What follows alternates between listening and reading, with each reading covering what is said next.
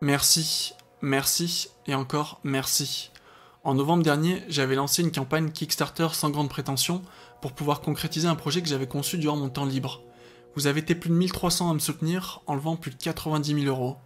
Je vous suis infiniment reconnaissant de m'avoir permis d'industrialiser cette carte, et comme vous êtes maintenant de plus en plus nombreux à l'avoir entre les mains, voici enfin un tuto pour vous expliquer comment la prendre en main.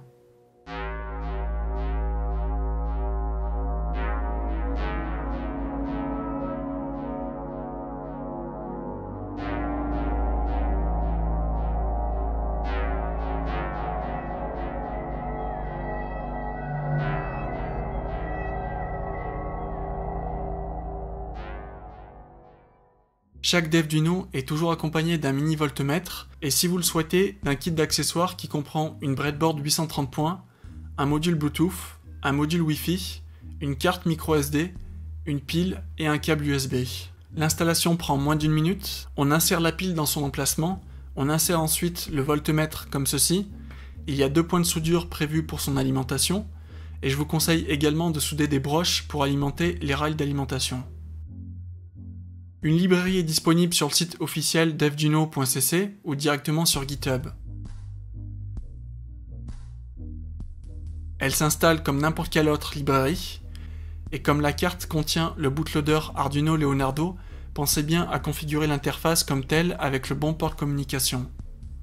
La première chose qu'on va faire, c'est de mettre à jour l'heure. Et pour ça, on va utiliser l'exemple RTC, et mettre à jour les définitions suivantes. On téléverse le code une fois seulement, on change la définition de cette RTC, et enfin on retéléverse le code.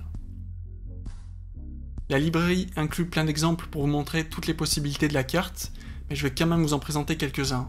La méthode display vous permet tout simplement d'afficher une ligne de caractères en commençant par ses coordonnées XY.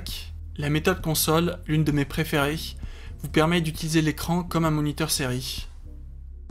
La méthode spreadsheet vous permet de placer vos variables dans un tableur dans les dimensions que vous souhaitez.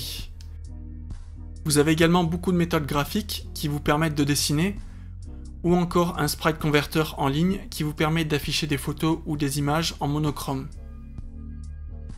Il existe plein de méthodes comme la méthode scroll par exemple, mais le mieux c'est de toutes les découvrir par vous-même.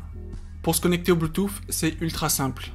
Insérez juste un module Bluetooth sur le connecteur arrière, téléversez l'exemple disponible et téléchargez l'appli en ligne sur App Inventor. Activez le Bluetooth sur votre téléphone, appairez-vous au module en saisissant le mot de passe qui doit être 1234 ou 40 et enfin lancez l'appli.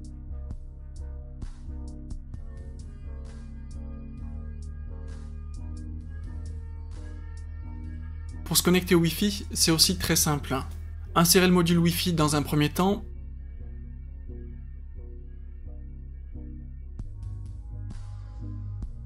puis à partir de votre PC ou de votre téléphone, accédez à l'URL suivante. Il y a 3 choses à faire pour configurer le module. Vérifiez que son protocole série est le suivant, entrez l'identifiant de votre routeur ainsi que la clé Wi-Fi pour s'y connecter, et enfin configurez son socket en client TCP. En redémarrant le module, vous devriez obtenir le statut connecté. Vous pouvez alors désormais téléverser l'exemple et télécharger l'appli pour pouvoir jouer avec.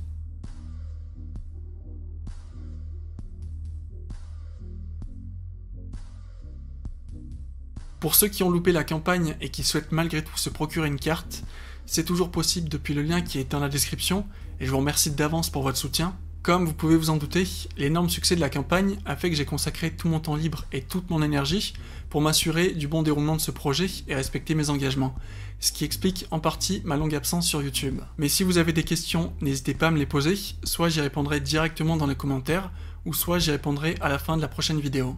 En attendant, d'ici là, je vous dis merci et bon dev à tous.